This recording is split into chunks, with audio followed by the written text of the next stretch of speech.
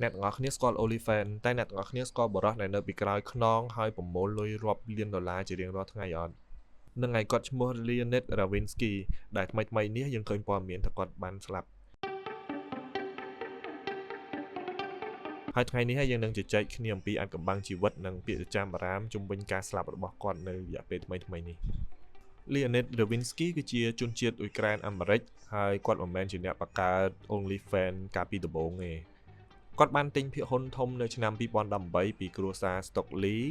មុនពេលល្បីជាមួយ OnlyFans គឺគាត់ជាអ្នកជំនាញខាងបច្ចេកវិទ្យានិងការលក់ដូរតាមអ៊ីនធឺណិត e-commerce ហ្នឹងតាំងពីដើមឆ្នាំ2000មកម្ល៉េះអ្វីដែលសំខាន់នោះគឺគាត់ជាមនុស្សមានឯកជនភាពបំផុតហើយគាត់មិនសូវចេញមុខនៅទីសាធារណៈនោះទេ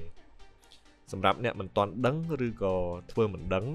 OnlyFans គឺជាវេទិកាសង្គមដែលអ្នកប្រើប្រាស់ត្រូវបង់លុយប្រចាំខែដើម្បីមើលមាតិកាផ្ដាច់មុខពីអ្នកបង្កើតផ្សេងៗពី content creator ផ្សេងៗណាបើទោះបីជាវាល្បីខាងអារឿងហ្នឹងប៉ុន្តែមានគ្រូបង្វឹកហាត់ប្រាណចុងភៅនិង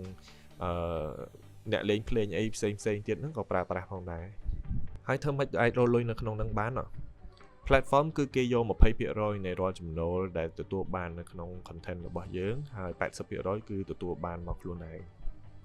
ហើយមួយឆ្នាំLeonid គាត់ទទួលបានលុយរាប់ពាន់លានដុល្លារពីជីវកម្មមួយហ្នឹងថ្មីហ្នឹងមានព័ត៌មានមិនផ្លូវការដែលចេញផ្សាយមកថាគាត់បានបាត់បង់ជីវិតប៉ុន្តែយើងត្រូវចាំបាច់ដឹងថារហូតដល់ពេលនេះមិនទាន់មានព័ត៌មានណាច្បាស់លាស់ជាក់លាក់ហើយបើសិនជាស្ដេចត្រាញ់លោកនេះគាត់បាត់បង់ជីវិតមែនតើវាជាចុងបញ្ចប់នៃ OnlyFans ឬក៏យ៉ាងណាបើយើងគិតសពទៅជីវិតរបស់គាត់គឺរស់នៅស្ងៀមស្ងាត់ប៉ុន្តែគាត់រកលុយបានច្រើនមែនទែនតាមរយៈ OnlyFans ហ្នឹងចុះអ្នកទាំងអស់គ្នាយល់យ៉ាងម៉េចដែរចំពោះរឿង OnlyFans ហ្នឹងហើយបើសិនជាដឹងជួយ comment ប្រាប់នៅខាងក្រោមផងហើយបើសិនជាចង់បានព័ត៌មានឬក៏បច្ចេកវិទ្យាអីថ្មីសូមកុំភ្លេចចុច subscribe